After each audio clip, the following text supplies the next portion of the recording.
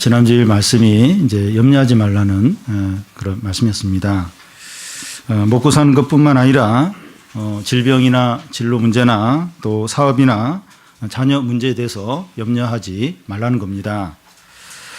그런데 지금 돈이 없고 또 질병으로 고생하고 있고 또 사업에 어려움이 있고 자녀 문제로 힘들어하는데 어떻게 염려하지 않을 수 있느냐 하는 겁니다. 하나님께서 이 목숨과 몸을 주셨는데 먹을 것과 의복을 주시지 않겠느냐. 새를 바라보고 들에 핀 백합화를 바라보라는 겁니다. 근데 주님이 이렇게 말씀하셔도 우리는 이 먹고 사는 문제와 이 현실적인 문제가 크고 실제적으로 다가옵니다. 새는 새고 꽃은 꽃이고 내 목숨과 몸은 당연한 것으로 이제 여겨지는 겁니다. 우리는 하나님을 믿는 자들인데 왜 삶이 이렇게 힘들고 또 불안하고 어려운지 속상한 겁니다. 하나님은 계시지 않는 것 같고 우리의 기도를 듣지 않으시는 것 같습니다. 그래서 항상 염려할 수밖에 없는 겁니다. 그런데 이 상상설교에서 예수님은 하나님 아버지는 살아계시고 우리를 돌보신다는 것을 보여주었습니다. 우리의 목숨과 몸을 주셨는데 덜 중요한 음식과 의복을 주시지 않겠느냐. 새를 먹이시는 하나님 아버지께서 새보다 훨씬 중요한 너희들을 먹이시지 않겠느냐. 들풀을 입히시는 하나님 아버지가 이 들풀보다 더 귀한 너희들을 돌보지 않겠느냐 하는 겁니다. 이것을 믿음으로 생각을 해보라는 겁니다.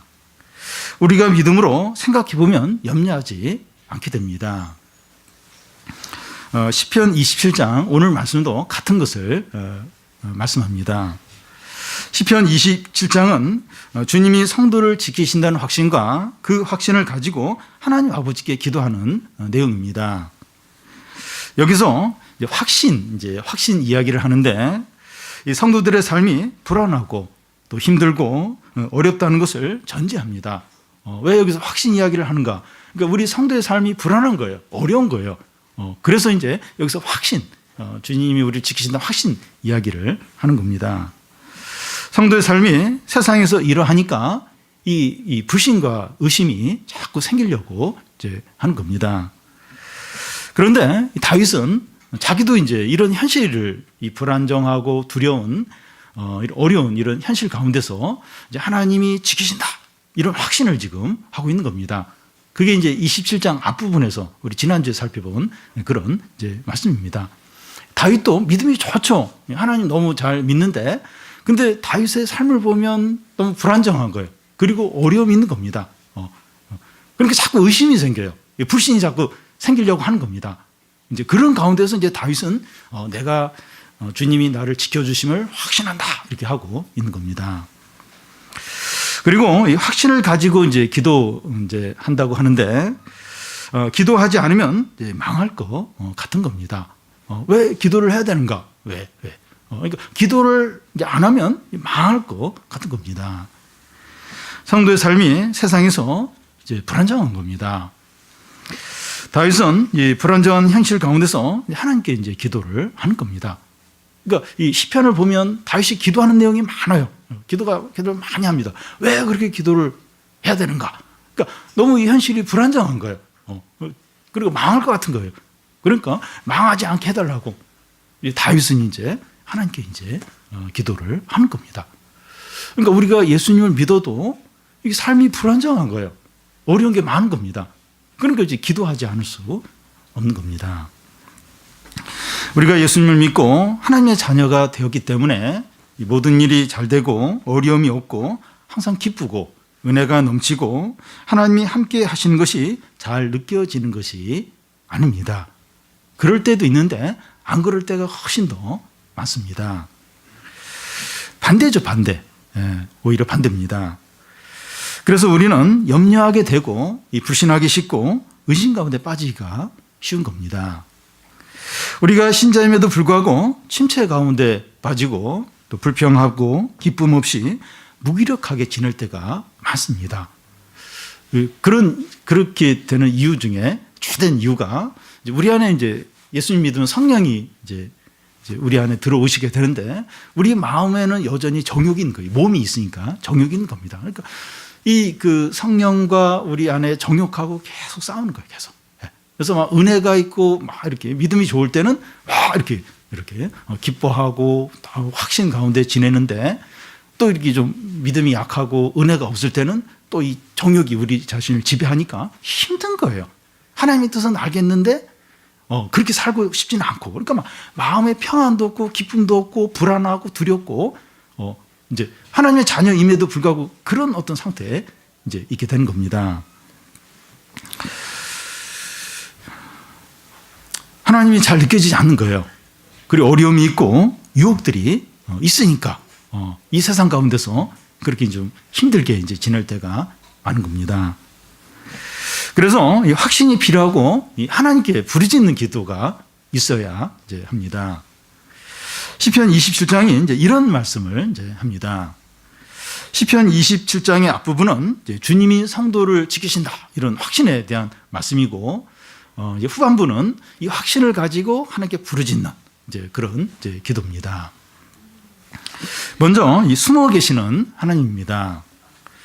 7절에서 우리 9절까지 한 절씩 교대로 읽겠습니다. 여호와여, 내가 소리내어 부르짖을 때 들으시고 또한 나를 궁일이 여기사 응답하소서.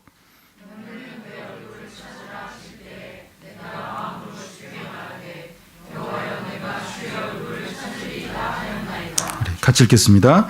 주의 얼굴을 내게서 숨기지 마시고 주의 종을 놓아여 버리지 마소서. 주는 나의 도움이 되셨나이다. 나의 구원의 하나님이시여, 나를 버리지 마시고 떠나지 마소서. 9절에 보면 주의 얼굴을 내게 숨기지 마시고 주의 종을 놓아여 버리지 말아 달라고 하는데, 다윗은 현실 가운데서 하나님이 은혜를 거두어 가시고 자기를 이렇게 버리신 것처럼 이제 느껴지는 겁니다. 사울 왕에게 쫓기고 원수들이 다윗을 막 에워싸고 막 죽이려고 할 때 하나님 은혜가 다 떠나는 것 같아요. 그래 하나님이 자기를 버린 것처럼 이제 느껴집니다. 우리도 현실 가운데서 이렇게 느낄 때가 있습니다. 큰 어려움이 닥쳤거나 어려움이 시간이 지나도 해결이 안 되는 거예요. 계속 그 어려움이 우리를 괴롭힐 때 이런 생각을 이제 하게 됩니다.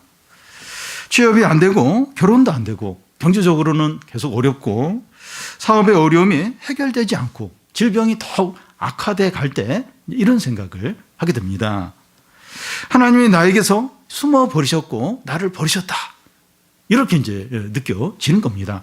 아니, 하나님이 나와 함께 하시면 어떻게 이런 일이 일어나도록 하나님이 가만 이렇게 있으셨을까? 하나님이 나를 버리지 않았으면 내가 왜 기도하는데 왜 이렇게 상황이 안 바뀌고 상황이 더 어려워질까? 그래서 하나님이 은혜도 다 걷어가시고 나를 버리셨다, 이렇게 이제 느끼는 겁니다. 근데 다윗은 이런 현실 가운데서 어떻게 기도를 합니까? 다윗의 삶도 마찬가지예요. 참 이렇게 하나님을 막 전심으로 사랑하는데도 하나님 은혜를 다 걷어가시고 버린 것처럼 그런 현실을 이제 맞게 되는데, 이런 가운데서 다윗은 어떻게 기도합니까? 7절에 보면 여호와여, 내가 소리내어 부르짖을 때 들으시고 또한 나를 궁일이 여기사 응답하소서 하는 겁니다. 내 기도를 들으시고 응답해 달라고 하는 것은 이 기도를 해도 듣지 않으시는 것 같고 응답하지 않는 것 같은 데가 있다는 겁니다. 그러니까 내 기도를 들으시고 긍휼을 베푸사 응답하소서 이렇게 하는 건, 그러니까 기도를 해도 안 들으시는 것 같다는 거예요. 그리고 응답을 안 하시는 것 같다는 거예요. 그래서 내가 지금 소리 내어서 기도하니까 내 기도를 들어달라고, 그리고 나에게 응답해 달라고, 그렇게 이제 지금 이제 기도하고 있는 겁니다. 그럴 때 이제 우리가 이제 막 그렇게 기도를 하는데 하나님이 이렇게 기도를 해도 이제 안 들으시는 것 같고 응답도 안 하시는 것, 그렇게 막 느껴질 때 어떻게 되기가 쉬운가 하면 기도를 이제 그만해야겠다. 기도해도 안 들으시네. 그리고 기도를 또 안 할 수는 없으니까 형식적으로 그냥 짧게 그냥 기도하기가 쉽습니다. 그러니까 기도는 계속 하는데 하나님 안 들으시는 것 같아요. 응답을 안 하시는 것 같아요. 그런 게 자꾸 느껴지면 이렇게 되기가 쉽습니다. 그런데 하나님께서 우리의 기도를 들으시지 않은 것처럼 그렇게 생각이 될 때 어떻게 해야 됩니까? 우리도 그런 경험이 많아요. 한 5번 기도를, 한 10번 했어요. 10번. 한 달간 계속 그 기도 제목 가지고 했는데, 아니면 2-3달 혹은 6개월 어떤 기도를 계속 했는데 그게 이제 응답이 안 되는 거예요. 상황이 나아지지 않는 거예요. 그럴 때 어떻게 해야 됩니까? 다윗처럼 하는 겁니다. 내가 소리내어 부르짖을 때 들으시고 긍휼을 베푸사 응답해 주십시오. 주님, 그렇게 제가 기도를 해도 주님 기도 안 들으신 것 같아요. 근데 내가 소리내어 기도하니까 기도 들어주십시오. 그리고 긍휼을 베푸셔서 응답해 주십시오. 그렇게 이제 기도를 이제 하는 겁니다. 그러니까 안 들으시네? 그럼 기도 그만해야겠다. 그리고 딱 마음이 싹 이렇게 냉랭해지면서 형식적인 기도로 이렇게 나아가기가 쉬운데, 그렇게 하는 게 아니라 이 소리내서 내가 기도하니까, 내가 간절히 하니까 들어달라고, 그리고 긍휼을 베푸셔서 응답해달라고, 왜 기도를 안 들어주시냐고 응답해달라고, 그렇게 더 적극적으로 기도를 이제 하라는 겁니다. 그렇게 기도할 때 성령께서 이제 우리 안에 이제 말씀을 이제 하십니다. 무엇이라고 말씀하시는가 하면 그 8절 그 앞에 보면 내 얼굴을 찾으라 이렇게 이제 하십니다. 그러니까 성령께서 우리 안에 이제 그런 어떤 이제 말씀을 하시는 거예요. 여기 얼굴은 뭐 은혜, 뭐 도움 이런 뜻인데요. 성령께서 하나님의 은혜를 찾으라고 이제 이렇게 말씀을 이제 하시는 거예요. 우리 마음속에. 이건 이제 기도에 이제 확신을 주는 것이죠. 그래서 그런 확신을 가지고 하나님의 은혜와 도움을 구하는 그런 간구를 하라는 겁니다. 우리가 이제 낙심하기가 쉬운데 낙심하지 않고 내 기도를 들어주십시오. 응답해 주십시오. 긍휼을 베푸셔서 응답해 주십시오. 그럴 때 하나님의 얼굴을 구하라. 하나님의 은혜를 구하라. 그런 어떤 이렇게 주님이 그런 마음을, 그런 말씀 우리 마음에 하신다는 거예요. 그 이제 확신을 주신 거죠. 그러면 그 확신을 가지고 하나님의 은혜와 도움을 더 간절하게 구하는 겁니다. 이렇게 기도하는 것이 의미가 있습니까? 이렇게 기도해도 듣지 않으시는 거 아닙니까? 여러 번 기도했는데 응답도 없는 것 같고, 근데 이렇게 확신을 가지고 기도하면 뭐 이렇게 다릅니까? 이런 기도가 의미가 있습니까? 10절을 보면 우리 같이 한번 읽겠습니다. 내 부모는 나를 버렸으나 여호와는 나를 영접하시리라. 내 부모가 나를 버렸다고 하는 것은 실제로 다윗의 부모가 다윗을 버렸다는 말이 아닙니다. 부모와 자녀의 관계는 가장 친밀하고 신뢰하고 의지하는 관계입니다. 그런데 부모가 자녀를 버렸다고 하는 것은 모든 사람들로부터 버림받은 것을 이제 의미합니다. 부모같이 가장 친밀한 사람들로 버림을 부모 같은 사람으로부터 버림을 받았다 할지라도 하나님은 영접을 하신다는 겁니다. 그런데 이 사람들로부터 이 미움과 이 거부를 받은 사람은 하나님도 자기를 거부할 것이라고 여기고 마음을 이제 닫아버리는 경우가 많습니다. 자랄 때 계속 이렇게 부모든지 어떤 가까운 사람들부터 미움을 받고 상처를 많이 받으면 이렇게 하나님을 이렇게 믿으려고 할 때 이렇게 잘 못 믿게 돼요. 왜냐하면 하나님으로부터도 사람으로부터 거부받은 것처럼 거부받을까봐. 그래서 이제 딱 하나님에 대해서도 마음을 닫기가 쉽습니다. 그런데 하나님은 사람들과 다르다는 거예요. 사람들과 똑같지 않다는 겁니다. 소경 거지 바디메오가 그 예수님이 자기 앞으로 이렇게 지나가신다 하는 걸 듣고 나서 다윗의 자손 예수여 나를 불쌍히 여기소서 외쳤을 때 주위 사람들이 조용히 하네? 그러면서 막 꾸짖으면서 막 야단을 쳤어요. 그래도 더 큰 소리로 다윗의 자손 예수여 나를 불쌍히 여기소서 그렇게 외치자 예수님이 딱 길을 멈추시고 이 바디메오 부르라, 저 사람 부르라 그러면서 그 사람을 만나 주셨습니다. 가늠하다 붙잡혀온 여인을 사람들은 다 돌로 쳐야 된다고 그렇게 막 외쳤는데 예수님은 죄 없는 자가 먼저 이 여인을 돌로 치라 그렇게 말씀하시자 사람들이 하나씩 둘씩 다 이제 돌아가고 여인만 남았을 때 예수님은 이 여인의 죄를 용서해 주셨습니다. 주님은 모든 사람들이 죄인이라고 욕하고 왕따시키던 세리장 삭개오를 찾아가셔서 만나주시고 구원해 주셨습니다. 5번이나 결혼한 사마리아 여인을 만나주시고 새 사람이 되게 하셨습니다. 하나님은 자기를 찾고 기도하는 자를 거부하는 법이 없습니다. 우리가 기도해도 하나님이 듣지 않으시는 것 같은 경우가 있는데 우리 생각이 그런 거예요. 우리가 이제 그렇게 느끼는 것이지 하나님은 그렇게 하지 않으십니다. 우리가 하나님을 찾을 때 만나주시고 우리가 기도할 때 반드시 들어주십니다. 내 부모가 나를 버릴지라도 하나님은 나를 영접하십니다. 하나님을 찾는데 다 피하고 또 기도하는데 안 듣고 하나님은 그런 법이 없어요. 사람들이 다 그렇게 한다 할지라도 부모가 자식을 이렇게 버리는 것 같이 그런 가장 친밀한 사람으로부터 버림을 받고 배신을 받는다 할지라도 하나님은 영접을 하신다는 거예요.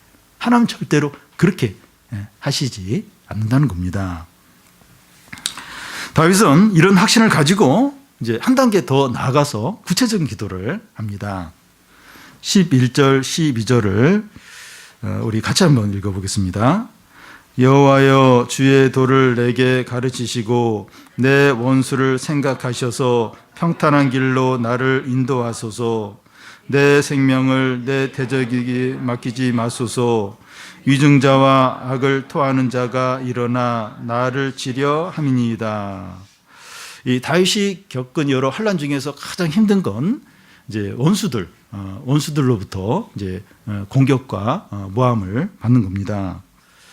사자나 호랑이가 이제 사냥을 하는 방법 중에 하나가 멧돼지나 사슴이 이제 다니는 그 길목을 다 이렇게 지키고 있다가 사냥을 하는 겁니다. 그와 같이 악한 자들이 다윗이 지나는 그 길목에 숨어 있다가 다윗을 이제 공격을 이제 하는 겁니다. 그래서 다윗은 하나님께 기도하기를 원수들이 자기를 숨어서 기다리고 있기 때문에 안전한 길로 자기를 인도해 달라고 주의 길을 알려주셔서 안전한 길로 나를 인도해 달라고 이제 기도합니다. 이 세상은 정글입니다. 정글입니다.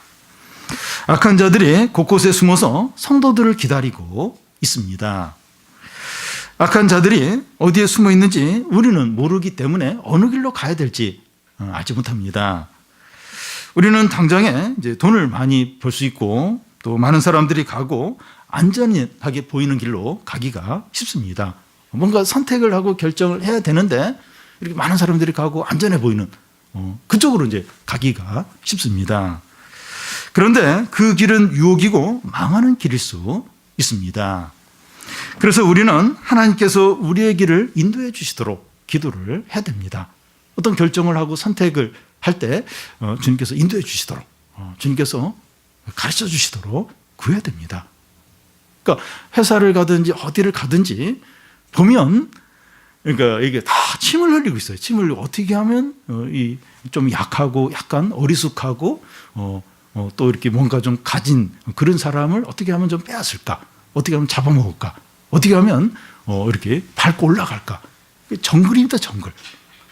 그러니까 다 이렇게 인사하고 잘해주는 것 같은데 다 계산을 해요, 다. 계산을 하고 어떻게 해서든지 자기 이익을 챙기려고 하고. 정글입니다, 정글.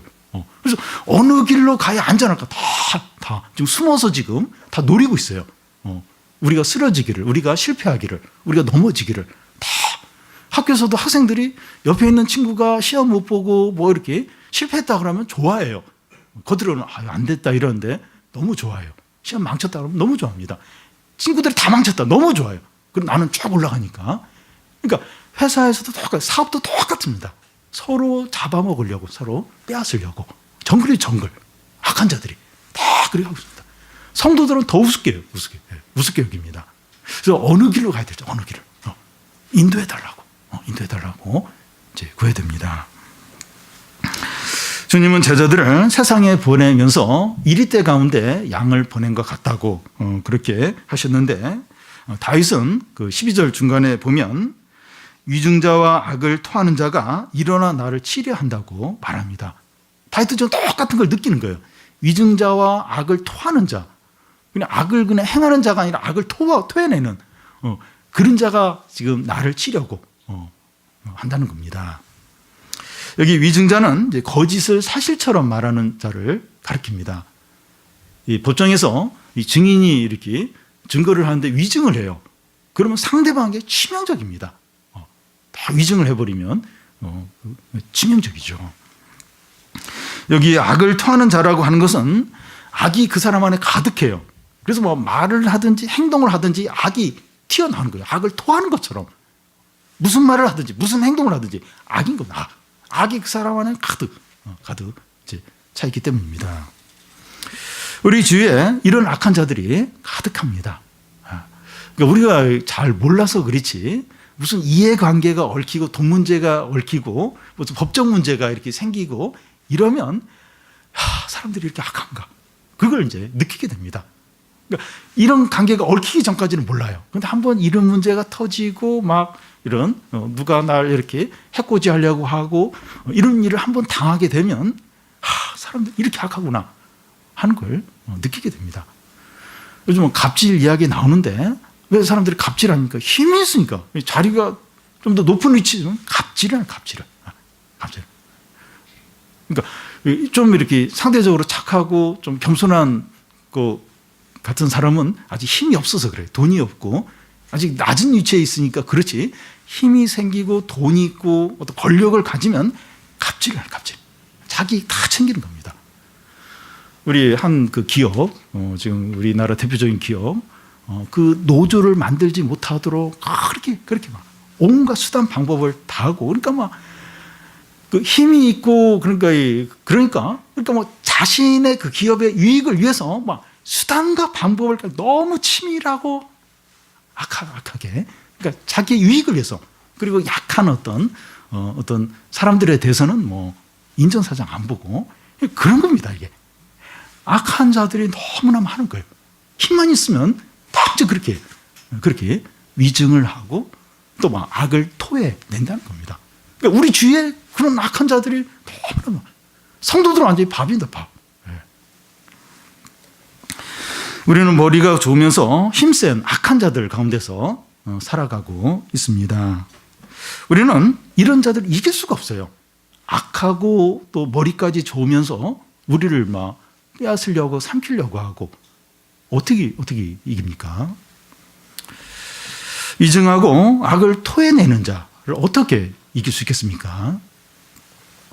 그래서 다윗은 기도하기를 내 생명을 내 대적에 맡기지 말아달라고 기도합니다. 우리도 이제 이런 기도를 해야 됩니다. 악한 자들로부터 지켜달라고 기도를 하는 겁니다. 같이 어디 싸워요? 같이 악을 토해내면서 싸웁니까? 같이 위증을 합니까? 이 악한 자들로부터 지켜달라고. 다윗이 기도한 것처럼 기도를 이제 해야 됩니다. 우리는 아침마다 악한 자들로부터 지켜주시고 그 악한 자들로부터 보호받기 위해서 안전한 길로 인도해달라고 기도를 해야 됩니다. 그러니까 기도를 안 하면 당할 수 있어요. 그런데 아침마다 오늘도 하루 살 텐데 이 악한 자들로부터 지켜주시고 안전한 길로 인도해달라고 어떤 바른 선택을 할 수 있게 해달라고 기도를 해야 됩니다. 특히 우리 자녀들 위해서 기도해야 돼요. 아주 다양한 친구들 또 다양한 어떤 사람들, 선배들 이렇게 만나게 되는데 악한 자들로부터 지켜주시고 안전한 길로 가게 해달라고 이제 기도를 이제 해야 합니다. 이런 기도가 의미가 있습니까? 이런 기도하면 뭐 좀 달라집니까? 의미가 있습니까? 13절을 보면 우리 같이 한번 읽겠습니다. 내가 산자들의 땅에서 여호와의 선하심을 보게 될 줄을 확실히 믿었도다. 내가 산자의 땅에서 여호와의 선하심을 보게 된다고 하는 것은 내가 죽지 않고 살아서 하나님의 어떤 선하심을 누리게 된다는 겁니다. 안 죽는다는 거예요. 죽지 않는다는 겁니다. 내가 악한 자들의 음모와 공격으로 망하지 않고 살아서 하나님의 선하심을 보게 될 줄을 믿는다는 겁니다. 이 하나님의 선하심을 본다고 하는 것은 하나님의 영광과 은혜와 승리와 응답을 누리게 되는 것을 말합니다. 악한 자들이 그렇게 음모를 꾸며요. 그리고 공격을 해요. 그런데 그들 가운데서 내가 망하지 않고 하나님의 선하심, 하나님의 은혜와 능력과 또 승리와 응답을 다 이렇게 누리게 될 줄을 믿는다는 겁니다. 다윗은 이런 확신이 있었습니다. 참 많은 그런 원수들, 음모들 그걸 계속 당하면서도 이런 확신이 있었습니다. 그런데 이 확신은 우리의 확신이기도 합니다. 우리 신자들, 하나님의 자녀, 우리의 확신이기도 합니다. 주위에 이 지뢰밭이 있는 것처럼 악한 자들이 거짓과 음모와 죄악으로 가득하지만 우리가 확신을 가지고 기도할 때 하나님의 선하심을 보게 된다는 겁니다. 그래서 우리가 그걸 다 우리 알 수도 없어요. 또 같이 싸울 수도 없어요. 같이 거짓말하고 이렇게 불법을 쓰고 같이 욕하고 이렇게 할 수가 없어요. 근데 하나님께 기도하는 거죠. 악한 자들부터 지켜달라고, 또 안전한 길로 이렇게 보호해달라고. 그러면서 확신을 가지고 계속 기도할 때 하나님이 안 죽게 한다는 거예요. 망하지 않게 하고 이 하나님의 선하심, 하나님의 사랑과 능력과 승리와 응답과 영광을 이렇게 보고 누리도록 하나님께서 지켜 주신다는 겁니다. 그런데 이제 하나님께 기도하면서 어려운 점은 기도가 빨리 응답이 안 되는 겁니다. 그래서 어떻게 해야 됩니까? 14절을 우리 같이 한번 읽어보겠습니다. 너는 여호와를 기다릴지어다. 강하고 담대하게 여호와를 기다릴지어다. 우리가 기도하면서 바로 응답이 되고 어려움이 금방 해결이 되면 여호와를 기다리라 이렇게 말할 필요가 없습니다. 그런데 하나님을 바라보고 여러 번 기도를 해도 응답이 늦을 수 있고 어려움이 오랫동안 해결되지 않을 수 있습니다. 그러면 더 이상 하나님을 바라보지 말고 기도를 중단해야 됩니까? 여러 번 기도했는데 또 계속 하나님 바라봤는데 믿음으로 살려고 했는데 응답이 안 돼요. 이게 상황이 안 달라집니다. 그러면 기도 이제 그만하고 하나님 이제 그만 바라봐야 됩니까? 어떻게 해야 됩니까? 강하고 담대하게 여호와를 기다릴지어다. 약한 마음 먹지 말고 의심하지 말고 강하고 담대하게 여호와를 기다리라는 겁니다. 그러니까 여호와를 그냥 기다리는 것으로는 부족하고 자꾸 이제 이렇게 의심이 드는 거예요. 그리고 기도가 잘 이게 응답이 안 되니까 상황이 안 달라지니까 어려움이 해결이 안 되니까 여호와를 기다리고 하는 게 그냥 포기하고 싶은 겁니다. 그냥 기도를 해도 그냥 형식적으로 이제 기도하고 그냥 이렇게 끝내버리기가 쉬운 거예요. 그래서 강하고 담대하게 여호와를 기다리라는 겁니다. 여호와를 기다리는데 강하고 담대할 필요가 있어요. 그러니까 이 강하고 담대하라 하는 것은 여호수아 1장에 여호수아가 가나안 정복할 때 이제 그때 하나님이 하셨던 말씀인데 그 강한 적들과 싸우는 것만큼 힘든 게 뭔가 하면 하나님을 기다리는 겁니다. 계속 지금 힘들어요. 계속 불안해요. 계속 염려가 밀려옵니다. 그런 가운데서 이렇게 막 기도하고 이렇게 막 하나님께 이렇게 하나님을 찾고 이런데도 상황은 달라진 게 없어요. 기도 안 들으시는 것 같아요. 응답 안 하시는 것 같아요. 나를 버리신 것 같아요. 이럴 때 여호와를 기다리는 게 얼마나 힘든지 몰라요. 힘들다는 거예요. 그래서 강한 어떤 대적들과 싸울 때 필요한 것처럼 강하고 담대할 필요가 있어요. 하나님을 기다리는 데 있어서 이 강하고 담대함 이게 얼마나 우리에게 필요한지 모릅니다. 그래야 우리가 계속해서 기다릴 수 있다는 겁니다. 이 제 유혹이 계속 와요. 나도 막 그렇게 유혹에 넘어가고 싶고 이거 어떻게 해야 됩니까? 강하고 담대하게 하나님을 기다리는 거죠. 하나님을 바라보는 거죠. 그냥 이렇게 그냥 잘 기다려야겠다, 잘 참아야겠다 안 된다는 거예요. 이게 얼마나 어려운지 모른다는 겁니다. 강하고 담대하게 여호와를 기다릴지어다. 왜냐하면 빨리빨리 응답이 안 돼요. 빨리빨리 뭐가 우리가 원하는 대로 안 돼요. 그래서 자꾸 이렇게 불신 가운데, 의심 가운데, 또 불평하게 되고, 또 염려 가운데, 유혹 가운데 빠지기가 쉽다는 겁니다. 그렇게 되지 않게 해서 강하고 담대하게 하나님을 기다려야 된다는 거예요. 그렇게 하지 않으면 못 기다린다는 거예요. 그렇게 기다려야 한다는 겁니다. 왜 그렇게 해야 됩니까? 하나님 우리를 절대로 실망시키지 않으시기 때문입니다. 모든 사람들이 다 실망시킨다 할지라도 하나님은 절대로 실망시키지 않습니다. 기다리는 자에게 하나님의 선하심을 반드시 보게 하기 때문입니다. 기다리는 자, 하나님을 기다리는 자, 하나님의 선하심, 하나님의 응답과 승리와 기쁨과 영광을 반드시 누리게 하십니다. 사람하고 달라요. 사람들은 실망을 시켜요. 기다렸는데 배신하는 경우가 많습니다. 하나님도 그러겠지, 배신하겠지. 하나님 절대로 그렇게 하지 않으십니다. 그 하나님의 선하심을 보게 될 줄을 믿었도다. 하나님의 선하심을 반드시 보고 누리게 하십니다.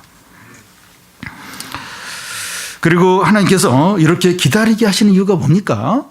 왜 이렇게 기도해도 막 이렇게 기도 응답하지 않으시는 것 같고, 왜 상황은 이렇게 빨리빨리 해결 안 되고, 왜 이렇게 성도의 삶이 이렇게 불안정하고 이렇게 염려할 것이 많고, 이런 일을 허락하시는 이유가 뭡니까?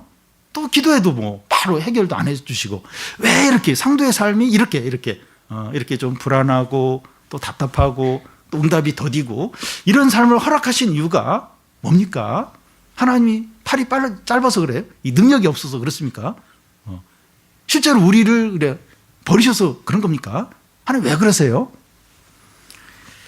참 믿음과 가짜 믿음이 드러나도록 하기 위해서입니다. 여러분, 만약에 그냥 기도한 대로 바로바로 그냥 상황도 바로바로 바뀌고 그러면 그 사람에게 진짜 믿음이 있는지 없는지 알 수가 없습니다. 믿음이 없어도 좋으니까 기도 한 번만 하면 바로바로 자판기식으로 바로바로 뭐 원하는 게 다 나오니까 믿음이 있는지 없는지 드러나지 않아요. 믿음이 없어도 이런데 뭐 이렇게 하나님을 뭐 거부할 이유도 없고 믿지 않을 이유도 없고 진짜 믿음인지 가짜 믿음인지 구분이 안 되게 됩니다. 그런데 성도의 삶 가운데 어려움이 많아요. 힘든 일이 많고 기도를 해도 바로 응답이 안 되고 그때 이제 참 믿음과 거짓 믿음이 드러나게 됩니다. 우리의 믿음은 현실 가운데서 테스트를 받고 있습니다. 지금 우리는 다 이게 테스트를 받고 있어요. 테스트. 물론 이제 다 구원을 받은 신자이지만 그렇다 할지라도 진짜 우리 믿음이 참된 믿음인지 가짜 믿음인지 지금 이게 다 테스트를 받고 있습니다. 어려움을 통해서 또 여러 유혹을 통해서 우리의 믿음이 진짜 참 믿음인지 아니면 가짜 믿음인지 지금 다 테스트를 받는 중입니다. 여러분 지금 이 땅은 훈련장이에요. 훈련 받는 곳입니다. 다 지금 테스트 받는 곳이고 훈련을 이제 받는 그런 과정에 있습니다. 우리가 하나님을 바라보고 기도하는데도 좋아지는 것이 없고 더 힘들어질 때 우리의 믿음이 어떠한지 드러나게 됩니다. 바닥이 드러나게 돼요. 경제적인 문제로 뭐 한 달, 두 달, 질병의 문제로 한 6개월 이렇게 지나면 진짜 내가 믿는 게 뭔지 그 바닥에 이게 안 보였던 믿음이 이게 이제 드러나게 돼요. 쑥 올라오게 돼요. 쑥 올라오게 됩니다. 진짜 뭐 애 문제로 자녀 문제로 속이 상하고 또 뭐 공부 문제나 또 경제적 문제나 사업 문제나 또 막 여러 가지 막 이런 게 일어날 때 우리 안에 뭐가 들었는데 믿음이 있다고 하는데 그 믿음이 뭔지 그게 이제 이게 드러납니다. 자기도 알고 사람도 다 저 사람 믿음이 저거였구나. 내 믿음이 그 정도였구나. 그게 어려움을 통해서 어떤 여러 유혹을 통해서 이게 이제 드러나게 됩니다. 우리가 신자임에도 불구하고 현재의 삶이 불안하고 힘들고 어려운 것이 우리의 믿음을 테스트를 하는 겁니다. 우리가 진정으로 하나님을 신뢰하고 의지하고 사랑하는지 테스트를 하는 겁니다. 내가 이제 의지하는 게 뭔가, 내가 이제 하나님을 사랑하는지 테스트를 하는 겁니다.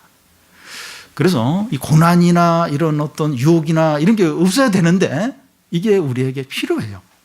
우리 자신도 내가 믿으면 굉장히 괜찮고 좀 이렇게 성숙한 믿음인 줄 알았는데 그런 어떤 어려움이 닥치고 어려움이 빨리 해결이 안 되고 유혹이 올 때 그때 이제 내 믿음이 어떤가 이게 드러나는 겁니다.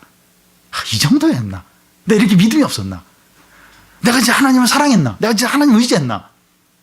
그게 진정으로 드러나게 됩니다. 그러면서 내가 참 이거였구나. 내 그 실상이 이거였구나. 내 믿음이 이것밖에 안 됐구나.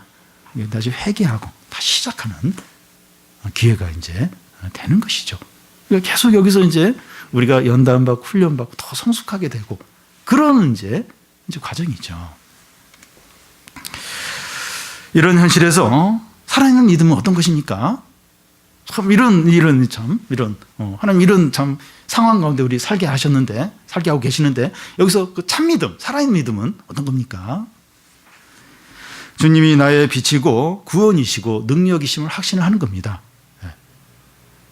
하나님 안 보이지만 그 하나님 확신을 하는 거예요, 지금. 어렵고 뭐 이렇게 되는 일도 없고 그래도 주님은 나의 빛이고 나의 구원이시고 나의 산성이시다. 나의 능력이시다. 이걸 확신을 하고 기도를 하는 겁니다. 확신을 가지고 기도하는 자가 참 믿음을 가진 자입니다. 이러면서 기도해도 소용이 없네. 그러면서 TV나 볼란다. 영화나 볼란다. 스포츠나 야구나 볼란다. 성경 뭘 읽을 필요가 있어. 오늘 예배 가지 말고 야구나 봐야겠다. 이렇게 이제 하면 그게 참 믿음이 아니죠. 근데 참 이렇게 마음이 상해요. 힘들어요. 힘들고. 근데 하나님은 나의 구원이시다 확신하고 기도하는 거죠. 하나님께. 그 확신을 가지고 기도하는 게 참 믿음이죠. 살아있는 믿음이죠. 다윗이 그렇게 한 거예요. 다윗이. 우리 믿음의 선배 다윗이 그렇게 한 겁니다. 그렇게 힘든 가운데서 확신을 가지고 오늘 시편 27장처럼 그렇게 한 것이죠. 그렇게 하는 게 이제 살아있는 믿음입니다. 강하고 담대하게 하나님을 끝까지 기다리는 자가 참 신자입니다. 물론 이제 좀 중간에 또 이렇게 넘어졌다가 다시 또 이제 일어나서 또 하나님 이렇게 기다리고 이제 그런 걸 이제 반복하긴 하는데 강하고 담대하게 하나님을 끝까지 기다리는 자가 살아있는 그런 믿음을 가진 자이고 참 믿음을 가진 자인 것입니다. 그래서 우리에게 이렇게 하나님을 기다리는 거, 강하고 담대하게 기다리는 거, 이 고난 가운데서 기다리는 거, 죄의 유혹 가운데 넘어지지 않고 강하고 담대하게 하나님 기다리는 거, 이게 얼마나 우리에게 필요한지 모릅니다. 하나님은 그런 자에게 여호와의 선하심을 맛보고 누리게 하시는 겁니다. 하나님의 은혜와 사랑과 승리와 기쁨과 영광을 하나님의 모든 축복을 다 누리게 하시는 겁니다.